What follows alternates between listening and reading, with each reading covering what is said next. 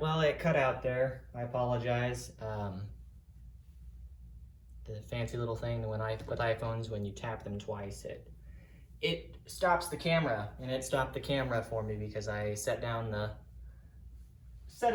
when I set it down, it thumped the ground twice or the table twice, and so yeah, well, it went from there. So, anyways, so let's get our aircraft here.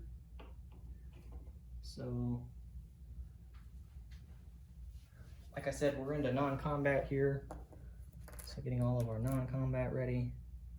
So the remainder of the fleet that's in 88, which is 2 fleet carriers, a light carrier, a destroyer, and a torpedo boat destroyer, will move out of 88 and into Sea Zone 90. So I'm just gonna put this die right there to represent the task force. So we'll pull those off and then pan over here to the right so you can see everything that's in the Sea Zone 90. So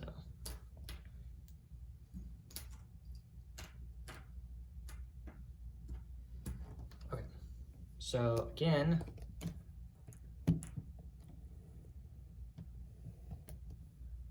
there's the units that are in Sea Zone 90, which is adjacent to the Philippines territory. So we have our 2 battleships that move there, and then our 5 transports that move there during combat. And then now the remainder of the fleet, which is a destroyer, a light carrier, 2 fleet carriers, and a torpedo boat destroyer, will move from 88 to 90, which is just 1 sea zone.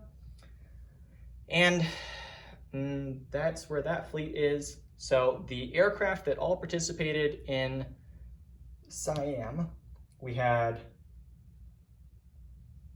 enough movement for all of the aircraft to land back in 88 or 90. So the 2 fighters and the tactical bomber that took off from the fleet in 80 would have only used 1 movement, so they'll use 2 more movement and land back on their transporting fleet carriers in Sea Zone 90. And then we will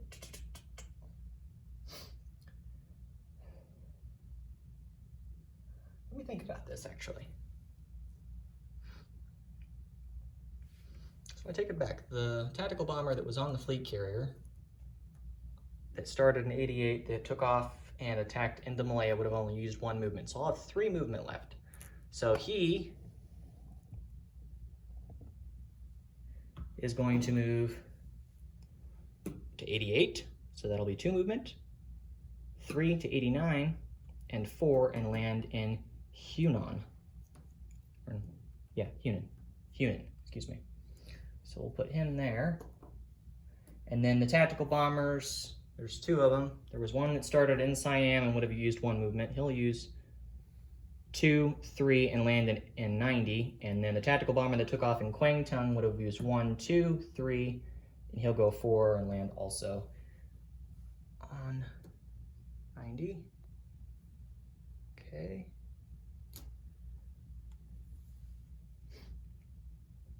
And I think,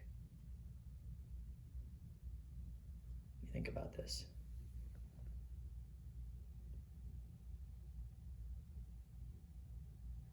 Yeah.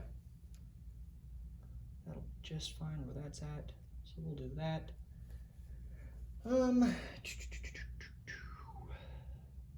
Okay, so that fleet has moved. We will also take the fleet out of 38, and I did confirm with the US we're going to remain submerged, so it would be non-combat and not a combat move to move through.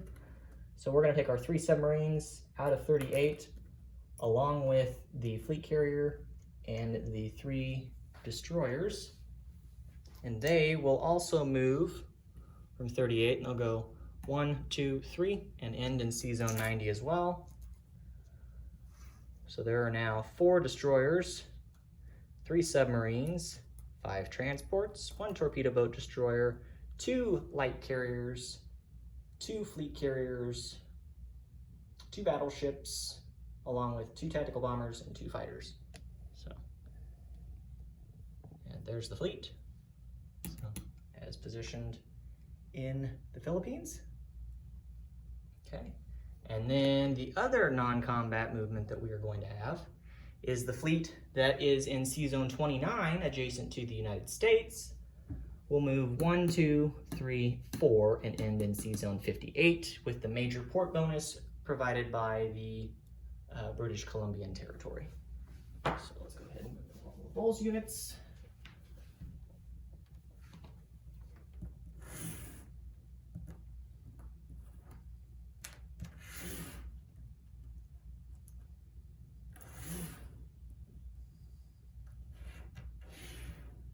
Okay, and then I had forgot to also, I'm gonna move the destroyer that's there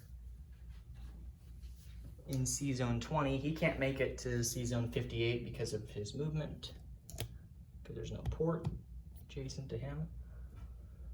But we will take him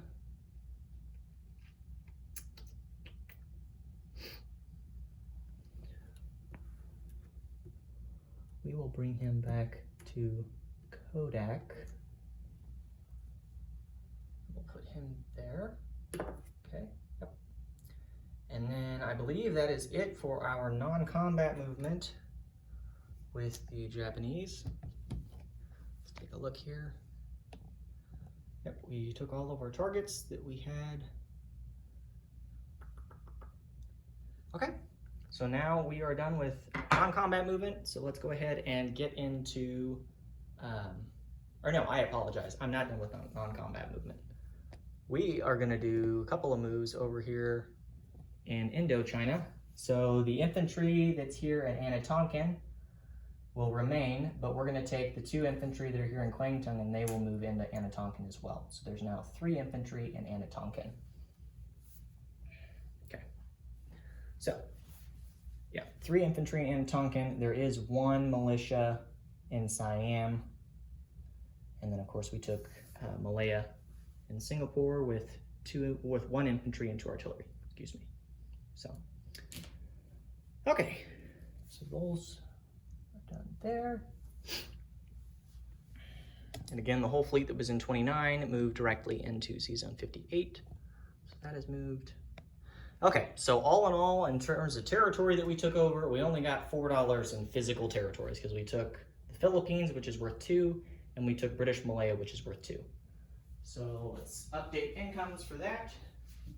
So the Japanese go from 39 to 43. The US goes, I'll have to check on the US income because I know that they were at 61 at the end of my last turn. They did retake Northwest Pacific Territory, or Pacific Northwest, excuse me.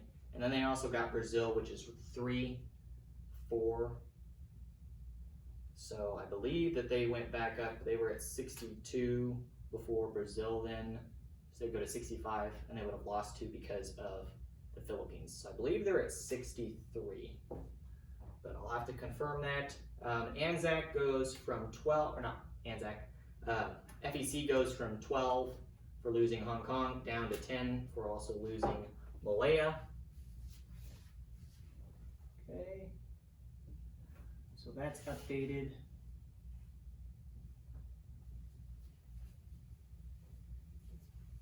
And then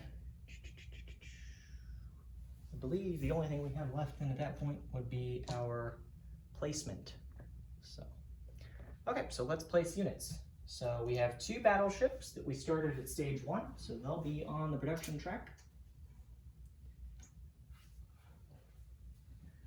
And then we will build a tactical bomber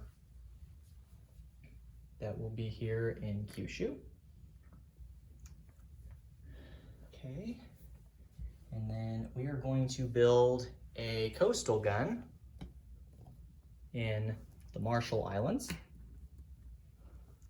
And then we will provide 1 upgrade, because we have 2. 1 upgrade will go to the Marshall Islands. So we'll upgrade the existing militia to an infantry. So I'm just going to put an infantry sculpt there. And then we're going to spend 1 of our militia and place it there. So we'll place a militia there. Okay. And then we're going to put militia at Midway as well. And then we're going to put 2 militia, 1 in each. We're going to put 1 militia up in British Columbia, and the other militia will go to Alaska. Okay.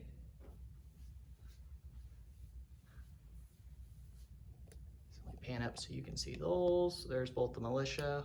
So we have 1 militia left to place. So our last remaining militia and upgrade will be for Shanghai, as it has been for quite some time. So we will add another, so the upgrade will be provided to the existing militia there, and then we'll add a militia. So I'm just going to put another chip underneath the infantry skulls. So we have 3 infantry there now in total, 1 light tank, and 1 militia, all in Shanghai. So, all right, and that is the Japanese turn. So our total income that we produce is 43. And then let me get my sheet here so we can look at bonuses. So I know we do get several.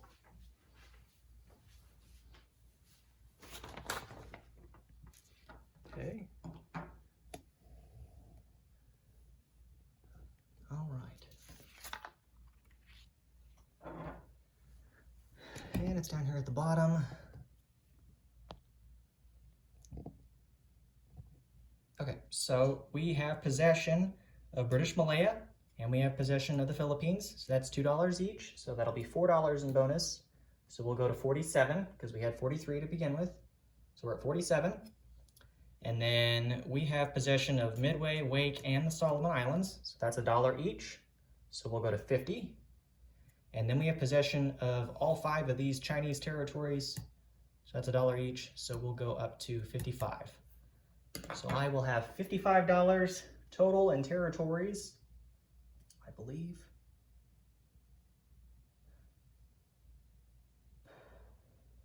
Let me double check though, because I can't recall if I updated for when the US took back British Columbia. So we have a base income of 16. So it'll be 55 if we're correct. So base of 16. And then we have taken over, oh, we're gonna be here a second. Okay, we've got $2 in North America, so that puts us at 18.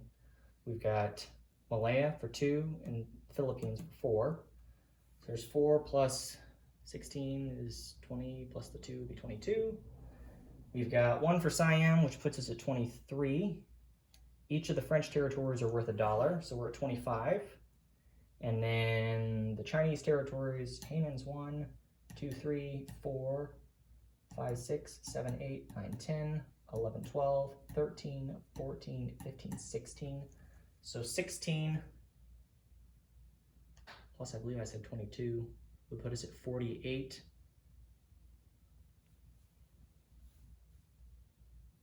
Or no, that put us at 38. Okay, so 38, I believe, is what our base. Well, that doesn't sound right because we have more territories. Oh, I didn't count Hong Kong. So we're at 40. And I've got it at 43. Where were the other 2 territories in value that we've got? If we've got them. That may be off. Let's see. So we've got 1, 2, 3, 4, 5, 6, 7, 8, 9, 10, 11, 12, 13, 14, 15, 16, 17, 18, 19, 20, 21, 22, 23, 24, 25, 26, 27. So 27 plus 16 would be, I guess that would be 16 plus 27, yeah, that'd be 43. Okay, yeah, so we're accurate. So $43, if it's wrong, let me know, but I'm pretty sure that's accurate. So we're at $43. And then again, like I said, we got all those bonuses, which was $12 in total. So we will be at $55 for the Japanese. So $55 for the final income for the Japanese at the end of July of 1942. This is Operation Overlord, and thank you all for tuning in. This is Crooked Leg, signing off.